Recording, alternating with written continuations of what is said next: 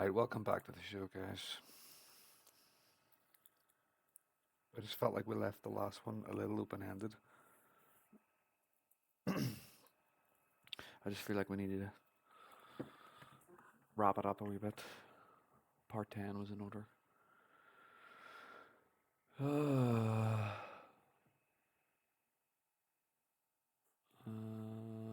Let's just go into this.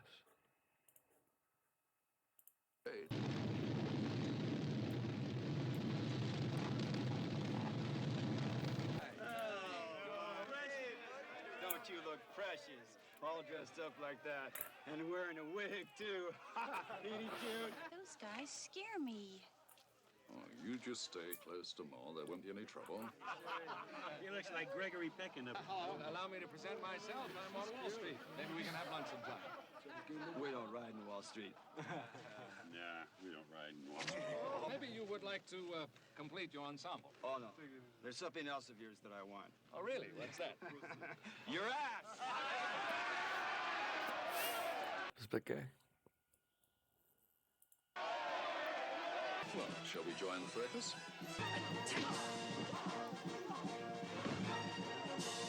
Whisper's a kicks of ass here, literally. Step back, my dear.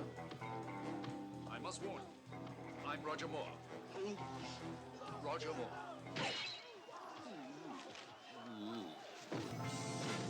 You know, I've seen every single one of your movies at least 3 or 4 times. 4 times? Gosh, wait till I tell my friends I was sitting next to George Hamilton. George Hamill. Okay, whatever. Whatever that shit is. Timothy Dalton on Bond. What does Timothy Dalton think about it all? The first question you ask a producer is, what do you want of me? Ah, look at him. And what did he deliver? Do you want me to carry on in the What do you want of me? I want you to fucking be fucking Bond. I want you to fucking be a man, be Bond. vein that's been set? Or do you want to... I want you to do what Roger Moore did. I want you to do it again. Do you know what I mean? Just do the magic. Do the Bond thing. Do that Bond magic again. He didn't get it though. He wanted to do something magical and mysterious. Look at that look. Look at that look and listen to this music. Listen to that fucking line again. Hold on. Everything or nothing. I want everything from you, Timothy. Everything or nothing. The first question you ask a producer is, what do you want of me? Do you want me to carry Is it? My first question would be, on in the vein that's been set? Yeah. Or do you want to set off on a new course? he wanted to create his own Bond. Like everyone's just a fucking egomaniac. Everyone's just a narcissist. Like I'm now Bond. I'm gonna just do what's I don't know. Right, no interruptions.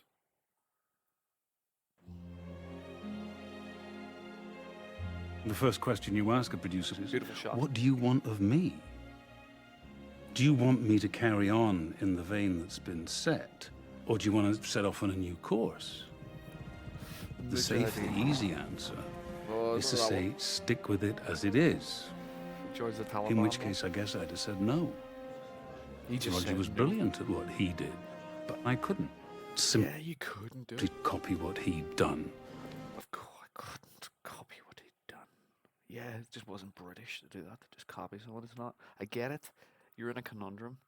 You're in a catch-22. There's no way out. You can't win. That's why you should have just copied him. The movies have become somewhat pastiche. Great word. Pastiche. See, I would have said cliche, but or something like that. Before you go too long, you've become a parody of yourself. You've lost depth, you've lost texture, you've lost contradictions. You still Like, do you think the Roger Moore ones had depth? Like, of course it was a complete parody. These were all parody films, but they were great. He was trying to listen to this sweeping music. He tried to bring romance back into it, like as if he's the man from Milk Tray, just coming through the window at night with the chocolates, all dressed in black, and then just parachuting off the building or something. start to get shallow. Started to get shallow. What makes these movies work? What is it that got them going? The shallowness. You've got to go back to the beginning. Here was a hero who murdered in cold blood. Bam, bam, bam, bam, bam. Jeez, alright. The dirtiest, toughest... Jeez, did he just throw a woman in the way of... Fuck me, I don't remember that one. Look at this. The dirtiest, toughest, meanest, Look, nasty... he just made the woman take the hit. That is so Bond right there. But I didn't know they actually did that. That's Bond I would do. The dirtiest, toughest, meanest, nastiest, brutalist hero we'd ever seen. This is what started those movies. Shocking. I wanted to bring people back to believing in this character. Fuck me, I don't even remember that one. Shocking. Like, he didn't... Like, do you remember when he delivered the lines? When he delivered the lines? Bring my reality to it. I guess I've always liked a challenge. I'm enthusiastic about it. I'm 80 years old, and I'm still enthusiastic about making Bond. This is when the woman took over, because he made these two awful films, and everyone just went, "You're too old, you don't know what you're doing anymore. Let the young girl do it. Baby Broccoli, she'll do it." Nepo Baby took over after this, probably, maybe. Don't know. Or did she just take over? Did she give us Pierce Brosnan? He was very excited about starting up again. A real sense of nostalgia, going back to the beginning when it was Let's go all back to the fun beginning. and full of promise. Fight one, take one. It's fucking wank. Yeah, young Lisa Ritol, I like that. License to Kill, the 16th 007 adventure, is not the usual Bond dose of escapism. Instead, a tale... I do remember a lot of these ones from my childhood, though. Like, a lot of these scenes are in my childhood. Like, the ones that really freak me out, like these shark ones and all, where you're being put in a pool of sharks and stuff. These are iconic. Like, the one where they put him in a fucking... The one where he had his there was, like, trays of maggots and all. That really freaked me out as a kid. And there was one where he gets put him in a fucking pressurized chamber, and he fucking... I don't know if he increases the air pressure or fucking reduces the air pressure, but like, guy's in this air pressure chamber and he's freaking out, battering on the wee tiny window. The window's about that size. It's like that thick glass. You're never getting out of it. And like he just explodes. Tale of the nasty times we live Like in. that bit. He gets fed this shark. Felix gets fed this shark. Timothy wanted to get the job done. He was But a it's man too on a serious. mission. Look at him. He's all crying and all that. It's just the whole tone was wrong. I don't like these films. It was the most violent Bond picture to date, pushing the envelope all over the place. This is It's the 80s, though. It was the 80s. That was the that was the par for the course. terrible. I can't bring my 6- and 7-year-olds to see Bond anymore. Well, it was never made for 6- and 7-year-olds. And I meant for warm-blooded, heterosexual adults. They're not meant for schoolboys. The further out on a limb you go, the more exciting it is. He was tightly wound. There's no joke. It was shit. And I liked him in the film. And we're back in third quarter planning. Adams is quarterbacking this project, and she is looking... It's been too loud. Fuck. Okay. Okay. Okay, let's play this.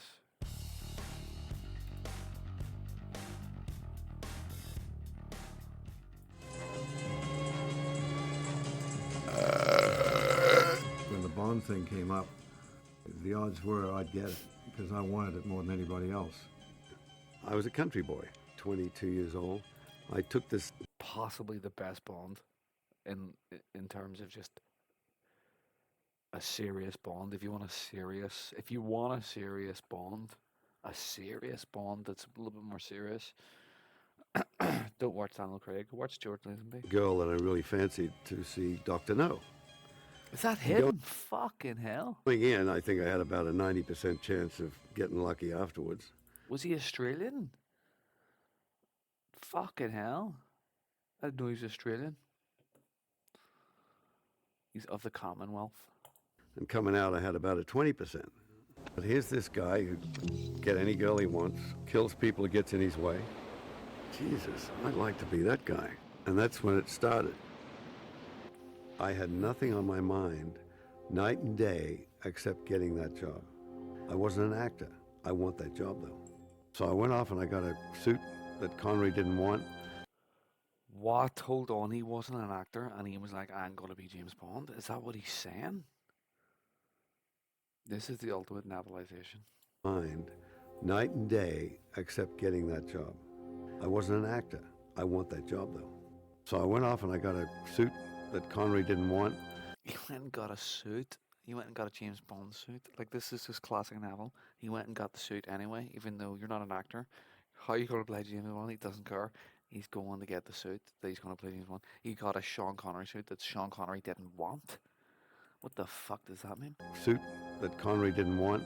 Where were you measured for this, bud? My tailor, Savile Row. I got a Rolex watch. I went to Connery's barber. You like close shaves, don't you? He got a Rolex watch. He went to Connery's barber. Do you understand? This guy novelized it. All I had to do was get past this feisty female at the desk. And I waited outside the door. As soon as she bent down behind the desk, I just bolted past her and up the stairs. And she's going, wait, hey, come back here. Whoa. It was too late. I was already up the stairs and like this? leaning on the door saying, I heard you looking for James Bond. Harry says, where have you acted? Because we never heard of you. I said, well, I was acting in Germany and Russia, Brilliant. Bullshit. Czechoslovakia. Oh, I did a film in Hong Kong. Every place I thought they couldn't check on. Harry was impressed. Can you be here at 4 o'clock tomorrow? I was so scared. I think, I'm way over my head with these guys. This is fucking brilliant. Like, I'm surprised no one's made a film out of this. God, it'd make a good film, but at the same time, the thought of that actually is just like, Jesus, they do that with everything. Let's make a film out of this. But holy fuck, have you ever heard that story before? The James Lazenby story? I can't believe it. Because when you watch him in the movies, he's very good. He's very good. I just assumed he was an actor. The director was cheesed off, I could tell. He's looking at me, he said, okay, tell me what you've done. And I don't know what made me do this, but I said, Peter, I've never acted before. Well, he was stunned. Then he started laughing. And I said, why are you laughing? He says, well, you tell me you can't act. He said, you fooled two of the most ruthless guys I've ever met in my life. You're an actor. Brilliant. That's fucking brilliant. Jesus fucking Christ. That was a quick conference. Let's look at him. How in do you the film. expect a girl to keep herself alluring? And look at this, he's not an actor. Take a memo, please, Moneypenny. Take a memo, please, Moneypenny. Ready, James?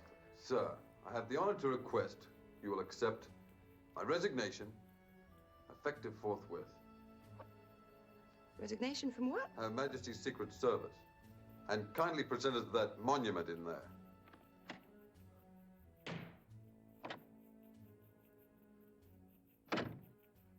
I can't fucking believe what I just heard. I can't believe what I'm fucking hearing here.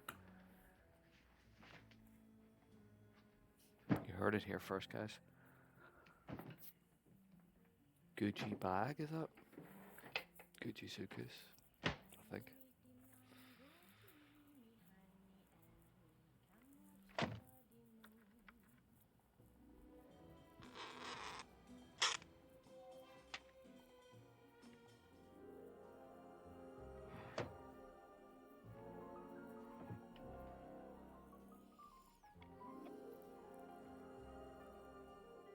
Sorry, ma'am.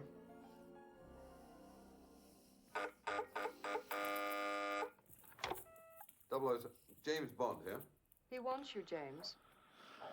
That wasn't really the best scene, let's be honest.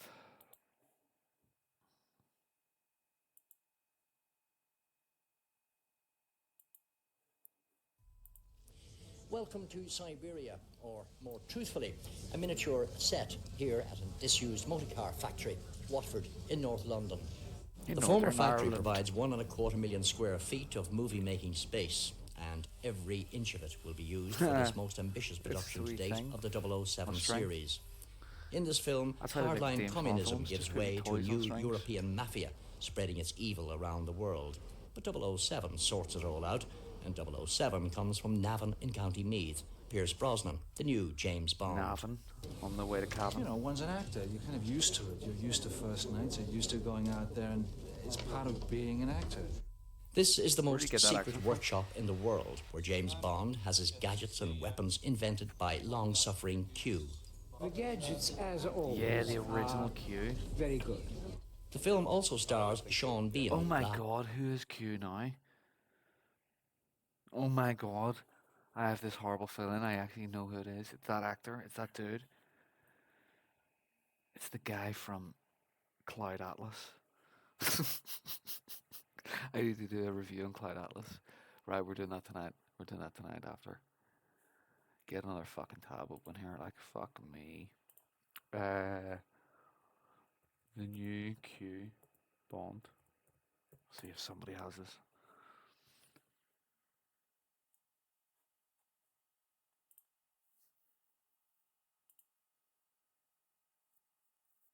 Yes, it fucking is. It fucking is too.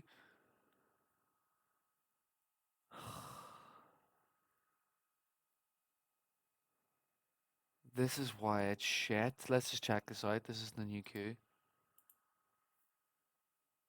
Oh, fuck away off.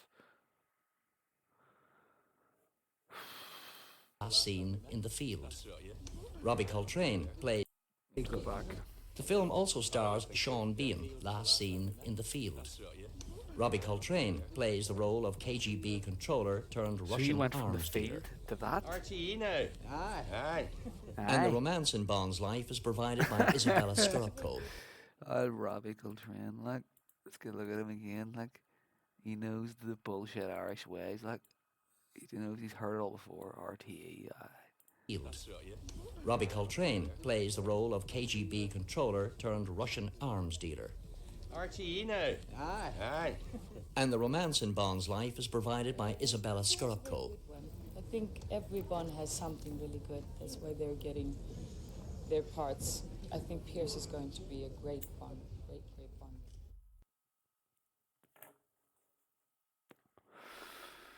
Right, Hey that's now, enough bloke. of that. So that's it, really, guys. This is where it all started. We'll go back to this. Michael and I really wanted him. We only wanted him. The only problem was that he didn't want to do it. A small detail, yes. And you came into the office, and I remember he walked in, and I said to Michael afterwards, he wants to do it. It was the funniest thing. It was something about the way he had was wearing French cuffs, and they weren't done up. And I just that thing somehow.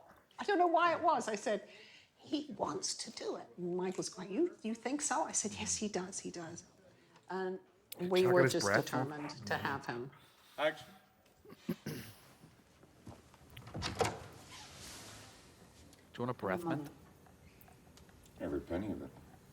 Treasury has agreed to stake in the game. Vespa. Do I hope you gave your parents hell for that?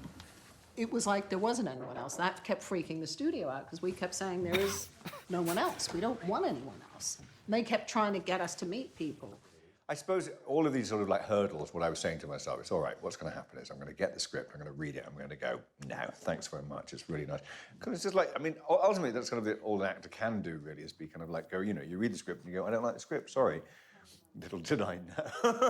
That happens every time. Right. I'll get enough of that video. I'll probably watch that another 10 times before the fucking year's out. Alright, guys. I think that's the last of the fucking... I'll play you just out on this, like... How do you all feel now that you have raped the American highways? Beautiful. Wonderful. Oh, chap, I suggest you get a grip on yourself or better on one of these. I'll take anything. And feel free to use the lighter in my car, Mr. Boyd. Boyd. You wait till he touches that lighter.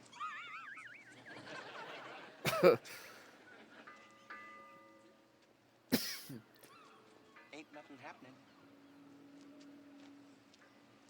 It's funny.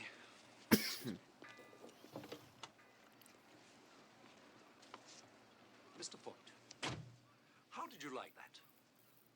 Well, with the lighter, of course. That's odd.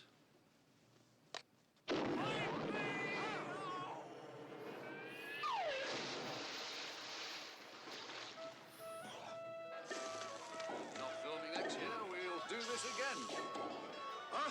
There you go, guys. See you next time. You shitty part 10.